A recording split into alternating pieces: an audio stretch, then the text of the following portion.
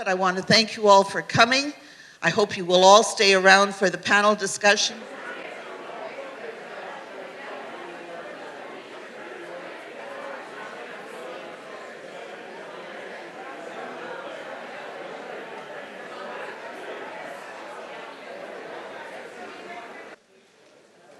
Welcome to this wonderful afternoon. We're so glad to see so many people taking up the invitation to join us this afternoon. My name is Don Fletcher. I'm your Master of Ceremonies and moderator for the panel discussion later this afternoon. We have 5 really great panelists who have agreed to join us to be able to provide their perspective on the movie, on what it is they do in Manitoba, and to also give us some suggestions and open up our eyes to some of the production and other kinds of issues with respect to agriculture and issues of food here in Manitoba. So, the air that we breathe, the water that we drink, and the food that we eat, we pretty much take for granted, don't we? I don't know about you in this room, but probably not as much for you, but I would venture to say that the absolute majority of urbanized Canadians, and those here in Winnipeg as well, have taken so much of this for granted. We don't even know, for the most part, where our water comes from and where our food comes from. So that's why it's great to be able to enter into the discussions that relate to food safety and food production in this province and in this country. And we're very pleased that Anita Neville, who is our Member of Parliament for Winnipeg South Centre, is hosting this event this afternoon so that we can get into that dialogue and into that discussion. Just to quickly identify how the program goes today, Anita is going to say a few words. We're going to see the movie. After the movie is over, we're going to spend about a 10-15 minute biological break, coffee break, whatever. We're going to reconvene in this room for the 5 panelists to discuss with us their perspectives. We'll give them each 5 minutes, and then we'll open the floor to comment, questions, etc. We will pack this up by 4:45 at the absolute latest, and then we'll thank you very much at that point. So without further ado, I'd like to invite Anita Neville, the Member of Parliament for Winnipeg South Centre, to bring you greetings and comments.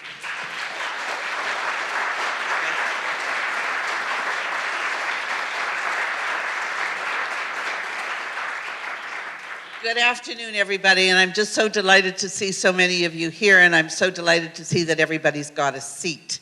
It was a real challenge to try and monitor how we had people come. We didn't want to issue tickets, but we had to know how many were coming.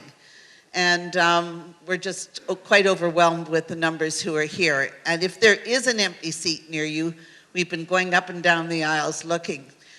I'm, as I say, delighted that you're here. I first saw this movie this past summer when my daughter pulled me out to see it at the Gimli Film Festival. And some of you may remember about 3 years ago, in this same place, we had a film and a panel on Al Gore's movie. And it was a great success. It stimulated a lot of discussion. And when we walked out of the Gimli Film Festival, I turned to Sarah and said, we're going to do this again. And today is the outcome of it. We had trouble getting hold of the movie, and it's now available for public discussion and public distribution. And many of you walking in here today have said to me, oh, Anita, you're so brave to do this. Well, I don't think I'm brave. I think it's a very important issue. And when I saw the movie this summer, it was a kind of convergence of many things that have been going on in Canada, in the community here, things that I was involved in, certainly some food scares that we had nationally. And I've been hearing from a number of people locally on the issues that they have been engaged in as it relates to food security and food safety. It's a complicated issue. Today we're only dealing with one aspect of it, but it involves a whole host of issues, and my goal and my hope today is that we'll generate discussion, we'll generate dialogue, and that it will be perhaps the first of many opportunities that I convene and that others convene so that we can carry on this discussion, because I think it's a very important one. So I don't want to go on too long, but I want to thank you all for coming. I hope you will all stay around for the panel discussion, because I think it will be a lively and engaging one, and it will be an opportunity to hear from you. So on with the show. Thank you very much.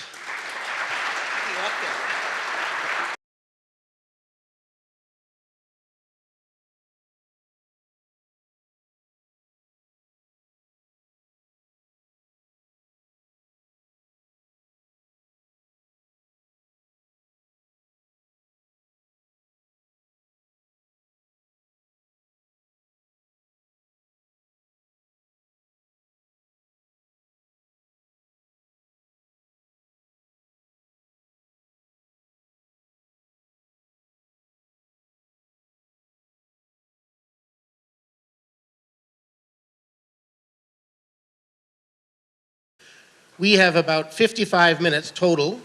We have asked each of our 5 panelists to take 5 minutes to identify or to comment on 2 things particularly. One is, what are we doing locally in Manitoba to address food safety and quality issues?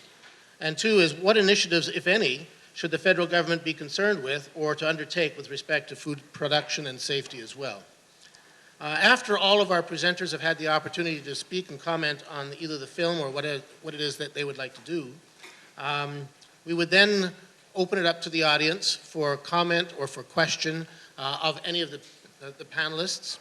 I want to ask you to be succinct about it, and I am going to have a hard time seeing, so I might have to actually have you stand up and wave at me if we can do that. We will have limited amount of time, so I'm going to ask you to try and make sure your questions, or if it's a comment, to keep it very brief and succinct and then direct it to the appropriate person at the panel. Because of time and otherwise, I do reserve the right to cut off if this is getting to be a long-term debate on a particular piece of the topic, but we'll keep it open as much as we can. So, without further ado, let me introduce our panelists. We have 5 panelists. 3 of them are farmers. One of them is a professor, and one is a executive director of a food charter company or organization here in Winnipeg. And we started with this order. We're going to start with my far left, even though Ian would rather be in the middle, he says. Nothing significant about the positioning here. We're going to start with Ian because he is the president of the Keystone Agricultural Producers. We're starting with, they represent all the farmers in the province. Then we're going to deal with the chicken producers, a professor from the University of Food Sciences, an individual farmer who is producing organic pigs, natural pigs, and then we'll follow up with the executive director of the not-for-profit organization called the Food Matters Manitoba. So first of all, Ian Wishart is the elected president of the Keystone Agricultural Producers. For 25 years, the Keystone Agricultural Producers have been the voice of Manitoba farmers. It's a democratically controlled farm lobby representing and promoting the interests of agriculture and agricultural producers in Manitoba. Mr. Wishart and his family operate Agisa Farms near Portage la Prairie, and this is split between forage and specialty crops and potatoes, plus he operates a 200-head cow-calf operation. Mr. Wishart is also a driving force behind alternative land use services with the emphasis on farmers' contributions to the environment. And so we'll start with Ian. Oh, you need it. Maybe I'll just stand up just to make it a little easier. It's a pleasure to be invited to participate in this. I had seen the movie a couple times before, not in its entirety until fairly recently because it was out on the internet in bits and pieces, and it was certainly very interesting and very thought-provoking. And certainly I'm pleased to be here to represent the farming industry. We have other farmers and other organizations here as well that are here to speak to the issues. I guess I'm not going to try and explain away everything that you saw there today because some of it, in fact, is fairly close to the truth. But you need to see this also from the farm perspective. The lack of competition is not something that we embrace either. It is tough on us, and you saw the story from the Tyson chicken producer in, I think it was Kentucky, where she was feeling very pressured by the company, and we see some of the same type of pressure, not necessarily in that sector.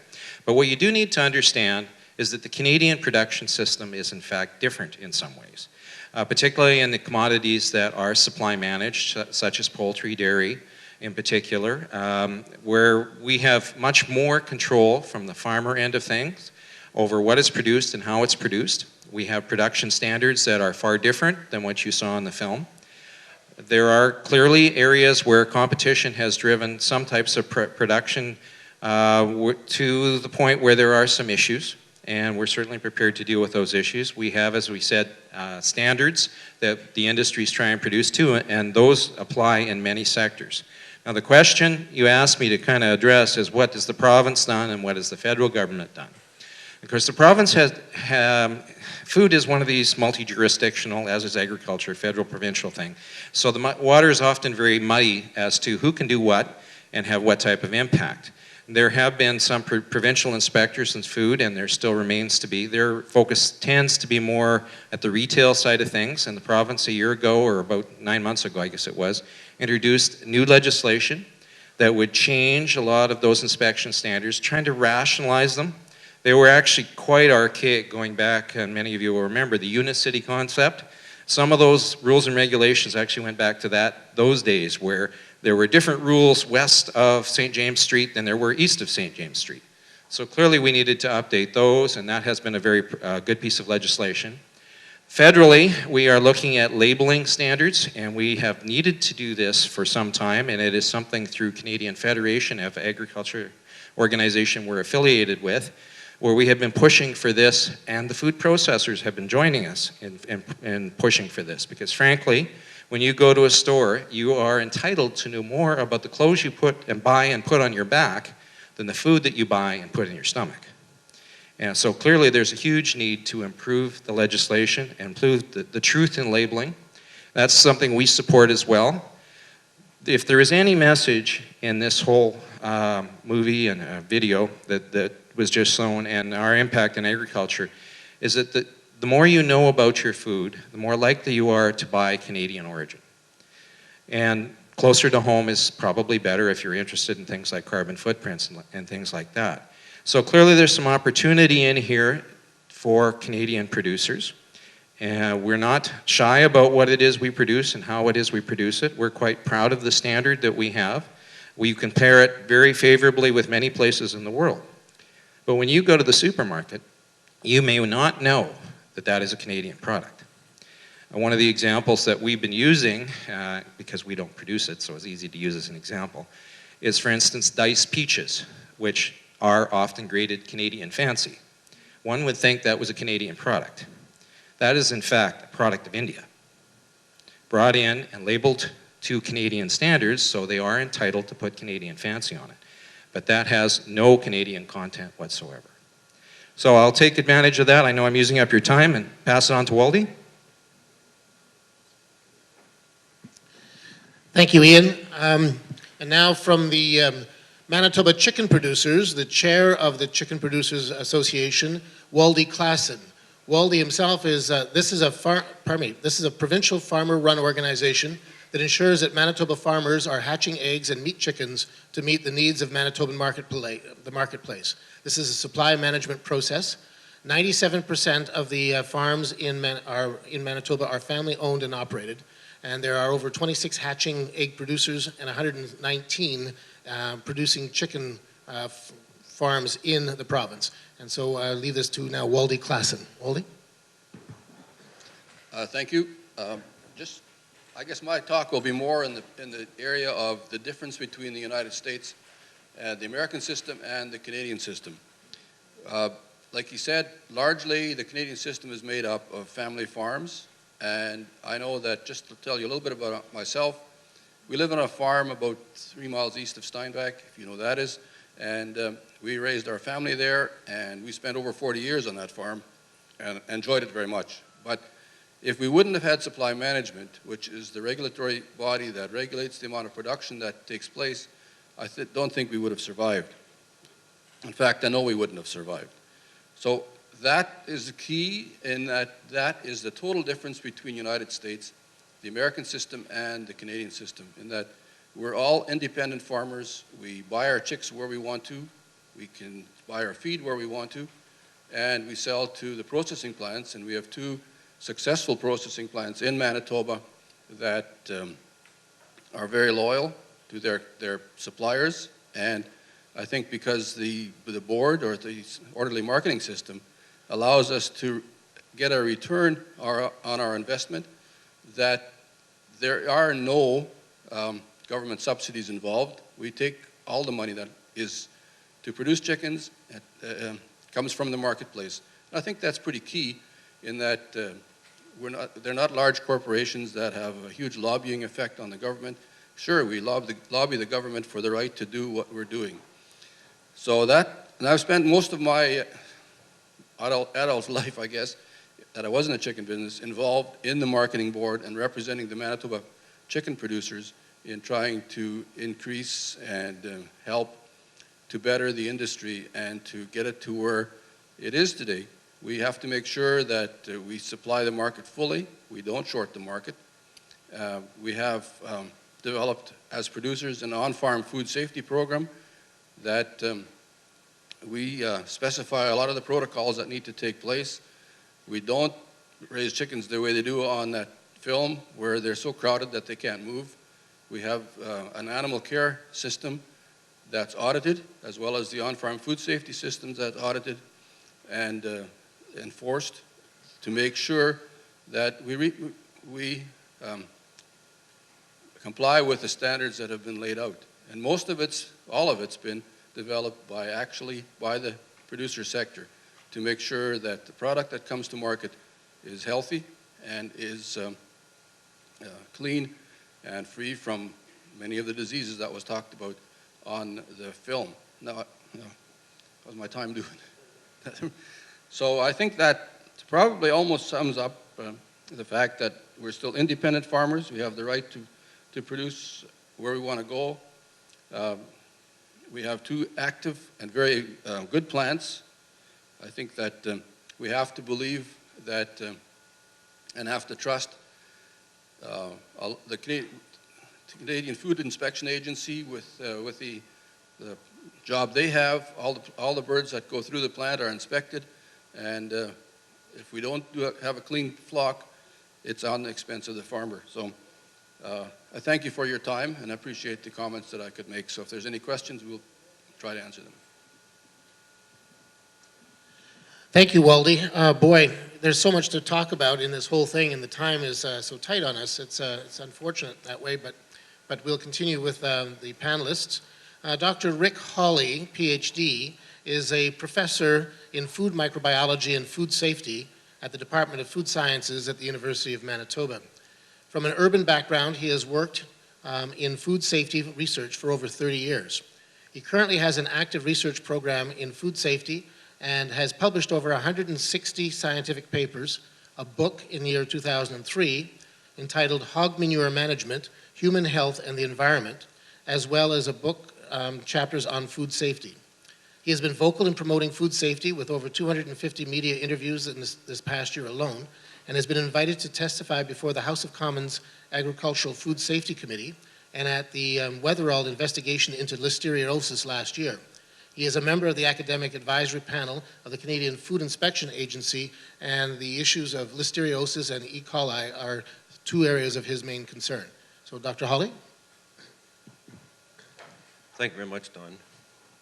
Ladies and gentlemen, I found much of what was in the movie this afternoon somewhat disturbing. I'm sure some of you did too. The concentration of power by the food industry is probably as important as the concentration of power by the large automobile manufacturers in North America. And that bodes poorly for your and my interests as consumers. The reality, though, is that food safety issues are not going to be made any less by moving food production from large manufacturers to small operations. Smaller is not necessarily better from a food safety perspective. If we take the issue of E. coli, 0157H7, as an example, that organism is not promoted in the animal gut by feeding corn. We've seen in experiments that we've done with folks out in Lethbridge in Alberta that whether or not you're feeding corn or hay, if E. coli 0157H7 is in the environment, and it can get there simply by birds flying over and pooping on the field, it's going to get into the cattle. Yes, close proximity of cattle to one another will lead to transfer of E. coli 015787 from one animal to another. And so when animals are in close juxtaposition, one to the other, one animal will shed E. coli 0157, or salmonella for that matter, for 2 months, providing opportunity for the organism to go from one animal to the other, and the animals are not affected, no symptoms. And then from the second animal back to the first animal. And so the issues then are, how do we get rid of organisms like E. coli 015787 from the animals? Well, don't feed it to them in the first place. Much of the feed that is fed to animals in North America, worldwide, is contaminated by salmonella. And what are we doing about it? Absolutely nothing. What does the federal government care? Well, they may care, but they're not taking any useful steps toward improving. The contamination levels in animal feed range, in terms of salmonella, upwards of 25%. And it's just plain silly to keep up this practice. At the federal level, we have inadequate foodborne illness surveillance. We have multi-jurisdictional levels of government that are responsible for establishing standards related to food safety. And they don't talk to each other. These agencies at the federal level and the provincial level and the municipal level need to get together and talk better. Talk more efficiently about what's happening and steps that need to be taken in order to improve the safety of food in Canada. Guess what? There's nobody in this country that can tell you or me whether or not ice cream makes more people sick than does fried chicken. Time for some action.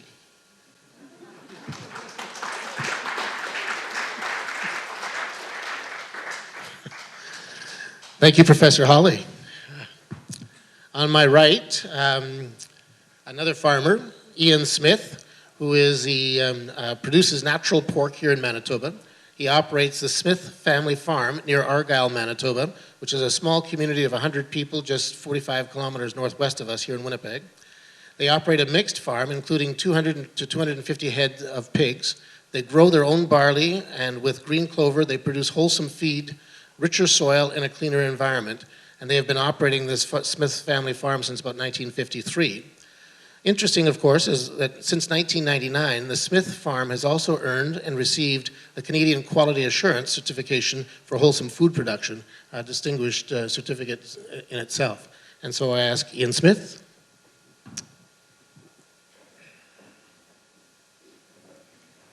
Thank you.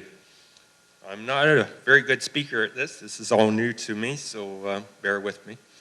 I'm just got a quarter section, and I bought the farm from my parents in '93, and just a small mixed hog operation with some cattle. I've got about 200 pigs, as he said, and about 13 head of cattle, 75 laying hens, 3 horses, and I grow my own grain and clover for the hay and that, and I sell my pork privately, and I'm never going to want to go back to sell to Michael McCain and Maple Leaf and be a puppet to him no more, as showed on there.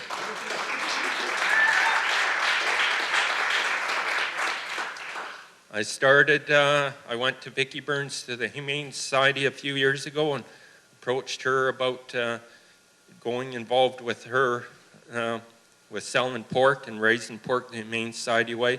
And I found out I virtually never had to change anything, and I got certified by the Winnipeg Humane Society. I'm CQA certified, that's Canadian Quality Insurance. I have to have a vet come out and inspect the barns and my paperwork and all this on a regular basis. Now I've just become certified by the local Food Plus. They're based out of Ontario. So I can say I've got 3 certifications that I can almost guarantee no hog producer in Canada has now. So I also grow clover and plow that down. Well, take some of that off as hay and then plow it down as a green manure. It enriches the soil. It creates more worms and ladybugs in the environment. which enriches the soil, and so I can reduce my fertilizer costs, my chemical costs, and that is a big plus, and I have a more enriched grain and not so much diseased, and that because of growing this way.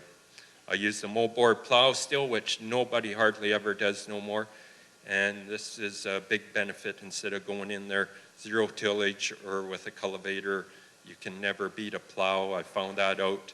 It just makes more sense to me because in my area, we're a wet area. I'm able to dry the land out. I'm able to get on the land sooner than other producers around me, and I've got neighbors that are seeing maybe I am doing farming a different way, but maybe the right way.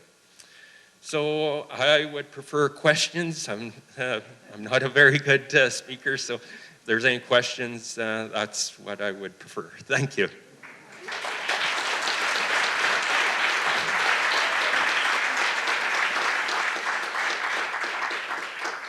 Thank you, Ian. And by the way, he does have a brochure about his farm that anybody that wants one afterwards can ask Ian for it. Okay.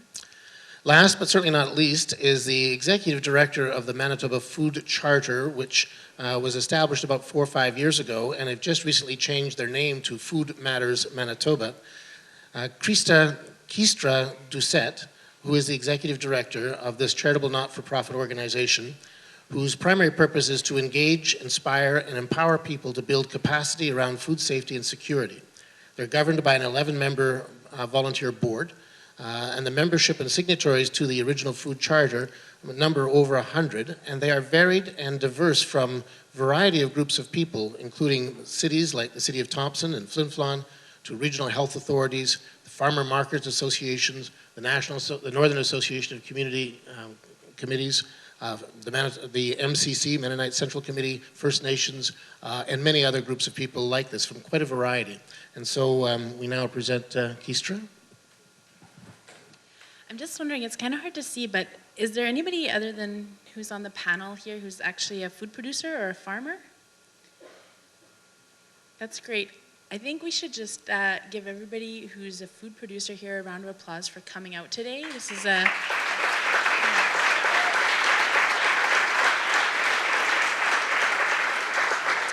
As well as my fellow panelists, this is probably a very difficult film to talk about, and it's probably easier to be in my position up here talking about it than it is maybe someone else's. Just personally, I just wanted to say that I grew up in northern Manitoba and in the north, and then also did my undergrad in animal science, and I see at least one of my profs here today, which is pretty interesting. And then I've spent the last 13, 14 years working in community food security, so it's very interesting, the people that I know in this room today. I'm going to date myself a bit, but I started my ag degree about 18 years ago, and about 13 years ago there's a film called There's a Cow at My Table that came out. Does anybody remember that film? Has anybody seen it? It's pretty graphic, and it really looks at a lot of the slaughter, and there's some pretty graphic images. And it was a very similar situation. I had a lot of my colleagues from my work, from the Department of Animal Science, as well as my fellow students, as well as my friends who were farmers that were in the audience. And then I had friends who were food activists who were also in the audience. And there was a lot of yelling after the film. And I thought that was a real shame because it was a very rare opportunity that we got these two groups together to really have a good discussion. So I'm hoping there'll be no yelling in the question period.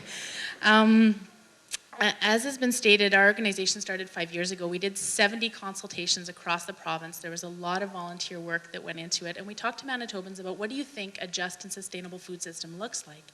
And through a process of much work, a charter document was drafted.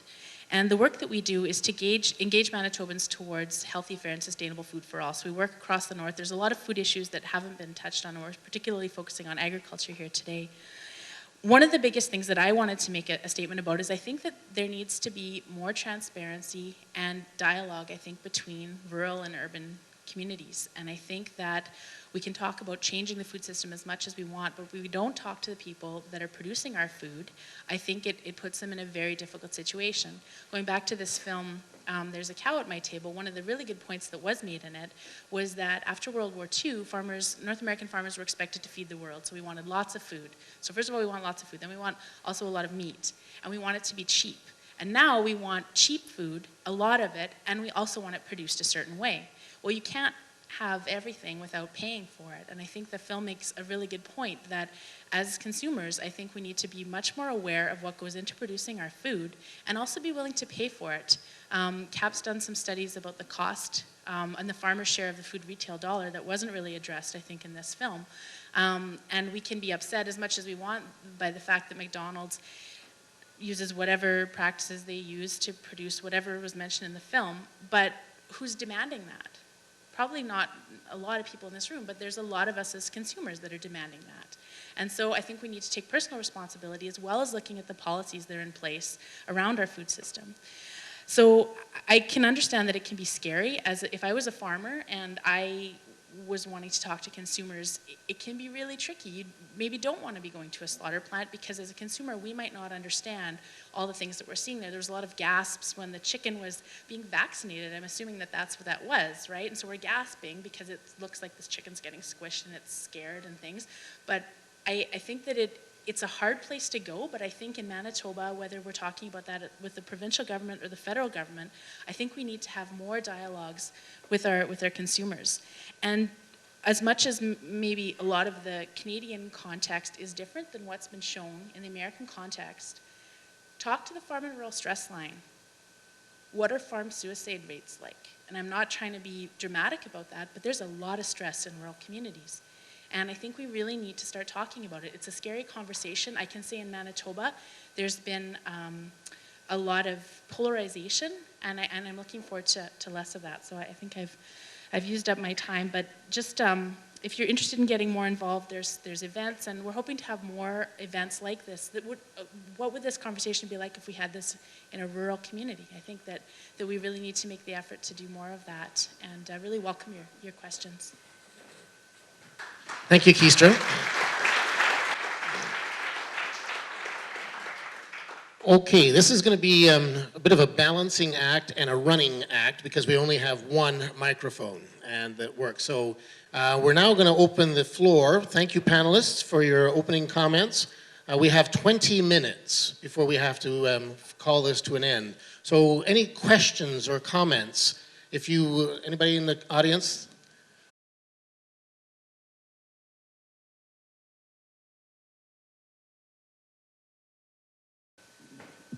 Canadian Wheat Board's job is to market wheat and barley on behalf of Canadian farmers just in Western Canada. So it is actually, in the big picture that this film covers, it is actually a very small organization in the big concept. Companies like Cargill or Archer Daniels Midland or Bunge are probably 1,000 times the size of the Canadian Wheat Board. So, they're certainly focused here in Manitoba because their head office is here, and they represent Western Canadian farmers. But in the big picture, probably the filmmakers had never heard of somebody like the Canadian Wheat Board.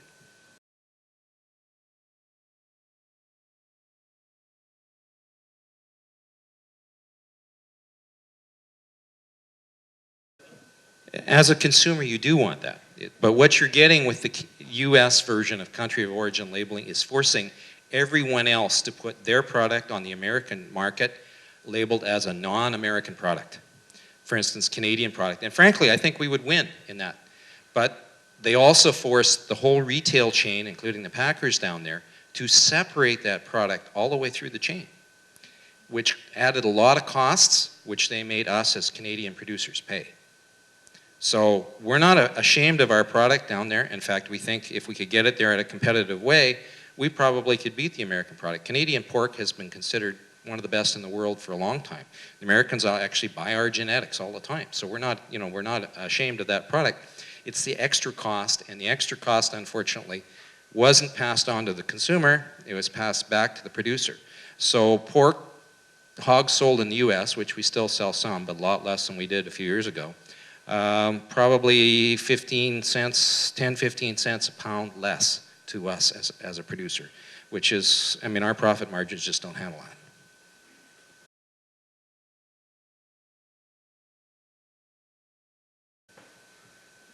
The biggest difference is actually in the livestock trade, which a lot of the film was focused on. In the grain trade, we are very similar to the Americans. The one exception, of course, is the Canadian Wheat Board that we talked briefly about earlier, which is a farmer-run, really a farmer-run company representing our interests. The GMO and the seed trade in Canada, though we are a little later coming to this than the Americans, we are in exactly the same boat. We have had lawsuits. We have lists in Canada, just like they have lists in the US, of Canadian farmers who cannot buy seed from Monsanto, or they will have nothing to do with them. So we are just a little behind in the whole process, partly due to Canadian legislation. What really hurts us, I mean, we don't like this any better than you do.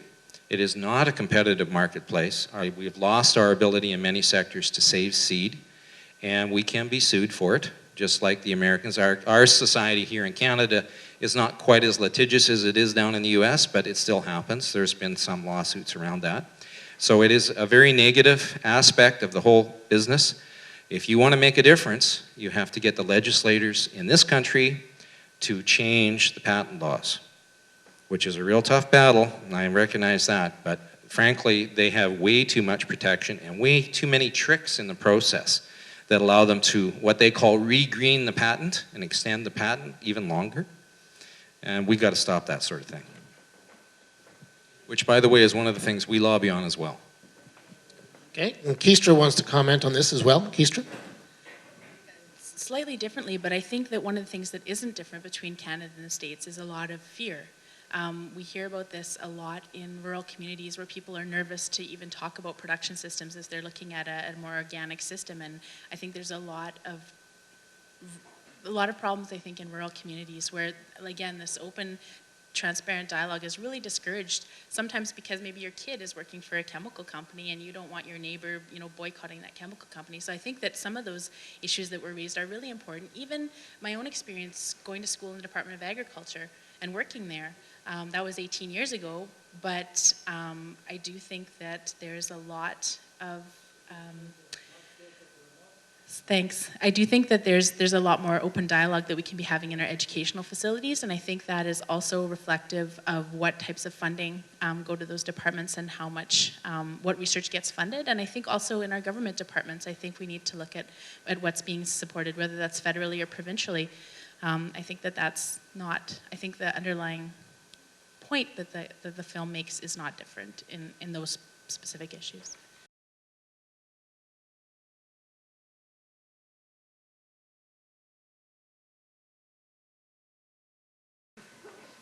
Yes, thanks. In both countries, Canada and the United States, there's 3 jurisdictional levels that deal with regulations associated with food safety. The federal government through the Canadian Food Inspection Agency, Health Canada, the Public Health Agency of Canada, all work together to generate rule and regulation that are applied across the country. We also have the provincial folks that look after food that's manufactured and sold only within the province. And then we have the folks that look after food service, restaurants, the regional health units, City of Winnipeg, look after regulations in that arena as well. In both countries, in my view, there's not been any relaxation of rules and regulations. There's been a lot of discussion with respect to self-regulation. Guess what? Prime responsibility for manufacturing safe food rests with the producer.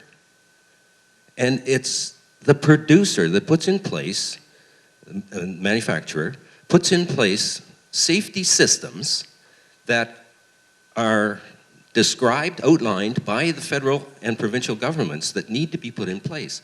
But they can't be there 24 hours a day.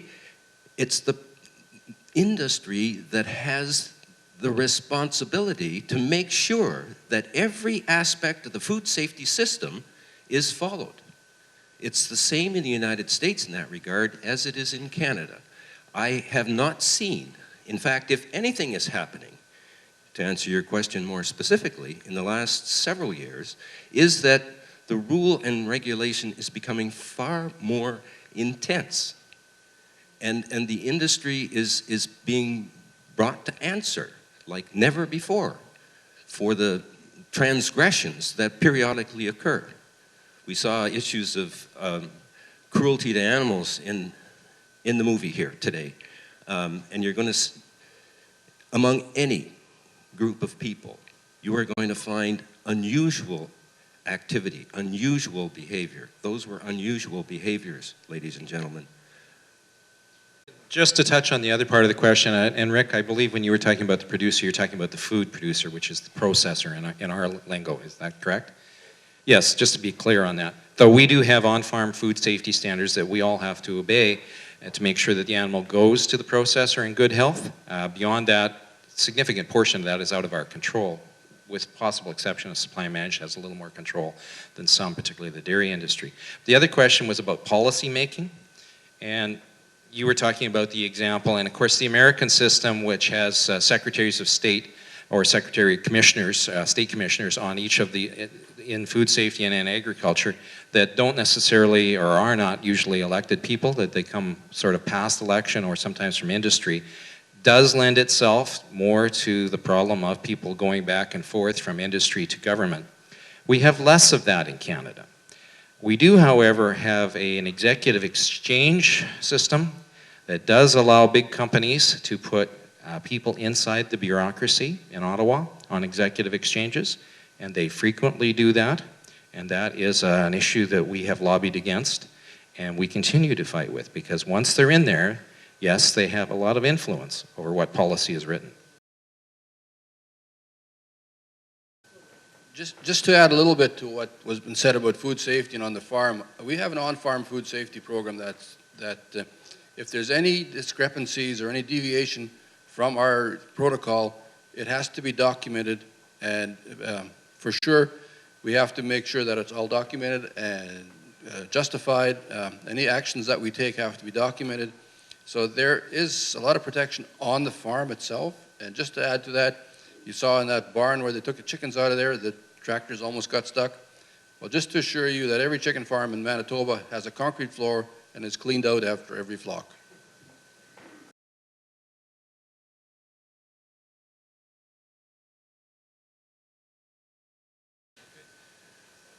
You can't.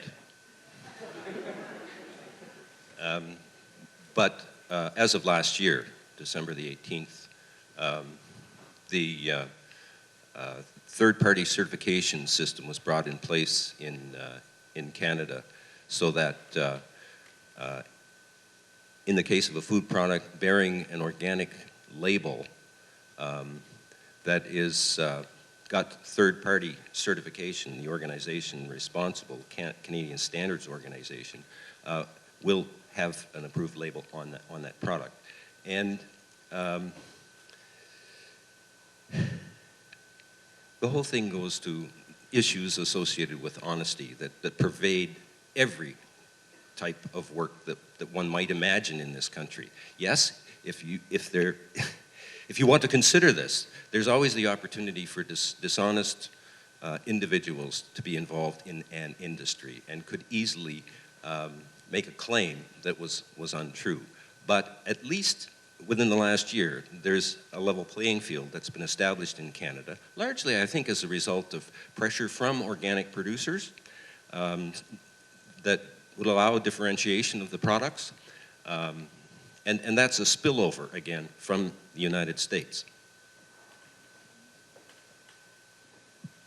Thank you, Rick, and you did a pretty good job. If it has Canadian organic standard on it, and especially since we've new legislation a year ago, you can be relatively sure that it is likely organic.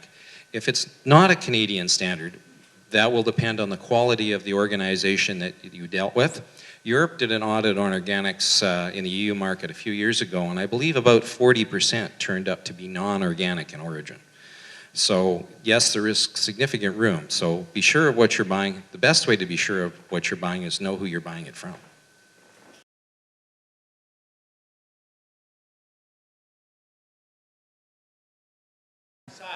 Yeah, the size of the feedlots. Certainly in Manitoba, we don't have any that are the size you saw in that picture.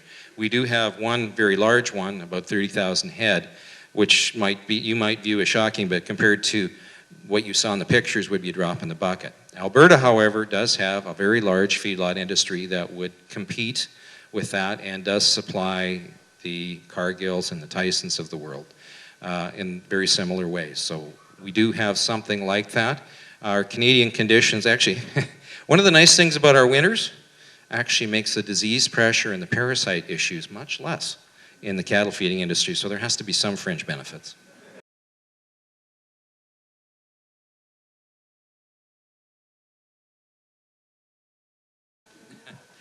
Well, I mean, I'm not a hog producer, and there are some similar issues in terms of the way they dominate the marketplace, particularly here in Manitoba with their large processing.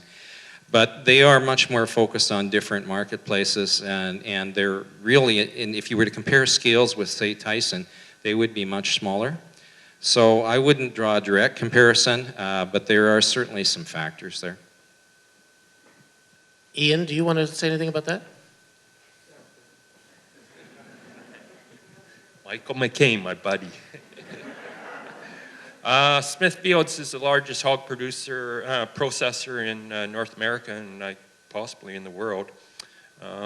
So in saying Maple Leaf, they are the largest processor in Canada, and the outfit from La Broquerie, High Tech, they're the second largest producers in processors in Canada, and here you've got two of them right here in Manitoba right now, Maple Leaf in Brandon and High Tech in Neepawa. So Manitoba is the hog capital of Canada. And so in saying they're much similar, I would say, to Tyson's, but Tyson's is still not as big as Smithfields, and Smithfields is the largest. They are now taking out gestation crates, Tyson is, along with Maple Leaf now, coming in that they're not going to have no gestation crates. That means the sows will be able to run free, apparently, and that as my hog operation is. So, it's funny, they're going back to my way of farming now.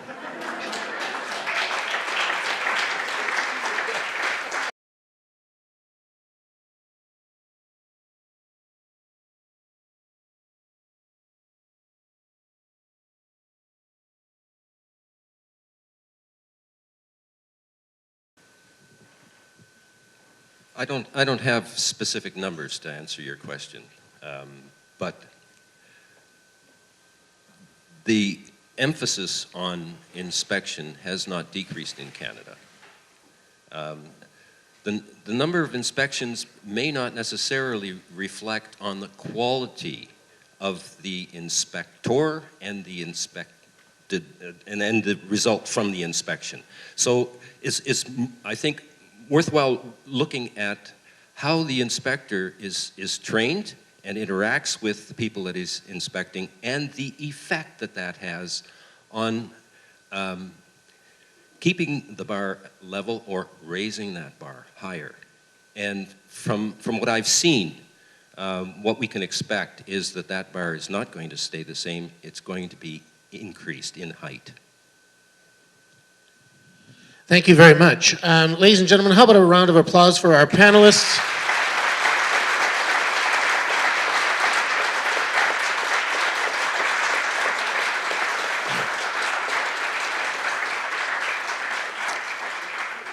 And I think we can't take food for granted, right? And we certainly want to thank all of the farmers who are here, as well as those who represent many other farmers, for helping to produce good quality food for us here in Manitoba.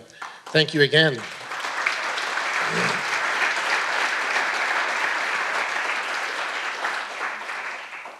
There's obviously a need to continue this dialogue, both with the urban individual and, of course, our farmers in rural Manitoba, because that's so key to our good life and healthy living. I want to call upon our host of the afternoon, Anita Neville, to bring some closing remarks, and I think she also wants to make a little presentation. Thank you, Don. I'll be very brief. Let me thank all of you once again for coming out today. But a particular thank you to the panel. What most of you don't know is that we put this panel together on very short notice. And I want to thank all of you for coming out here today. In putting this panel together over the last week or 10 days, we in my office have learned a great deal about food production and what's going on in Manitoba, and are very much committed to continuing the dialogue I wish we had more opportunity to stay on today and talk more, but my father always said, leave on a high. So I hope we're leaving on a high and enjoyed the discussion today. I would ask you, though, and I really tried not to be partisan in this, but my party is currently in the process of developing a food policy. A couple of my colleagues have been traveling across the country several times to listen to both producers, social activists, environmentalists, and the medical community to talk about the importance of a sustainable food policy. So I would ask those of you who are interested to let us know what you think. We probably should have had a forum here today, but we didn't, and I'm sorry. But you can reach me or you can reach the office either in Winnipeg, in Ottawa. Give us your thoughts. And if you have thoughts on how you would like to continue this discussion, please, please let me know. But to those of you here today, thank you very much for coming forward. And there are people in the audience who have in turn suggested each of you to us. So to them, I also say thank you. I appreciate what you've done, and I hope that you will be part or will continue on part of this journey with those of us in the audience who are in the room who are interested.